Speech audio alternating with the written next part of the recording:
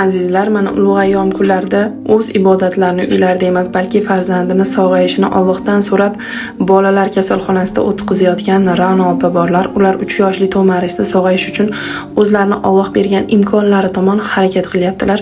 Kichik qalbi bilan katta dardni yengishga harakat qilgan Tomaris hozirgacha 7 ta ximiya amaliyotini boshdan kechirgan ekan. Yaxshilab, bu qizcha sog'ayishi mumkin agarda siz bilan biz birlashib chet elga olib chiqishga oz bo'lsa-da ko'maklasha olsak.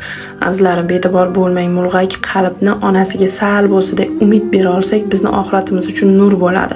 Ehson qilib shu qizchani sog'lom hayotga qaytishiga sababchi bo'la olsak ajab emas. Qo'limizdan kelgancha duo qilaylik, imkonimiz bo'lsa yordam qilaylik. Tomaris hozirda bolalar milliy markazida davolanyapti. Ehson qiluvchilarga telefon va karta raqamlarini ham qoldirdim.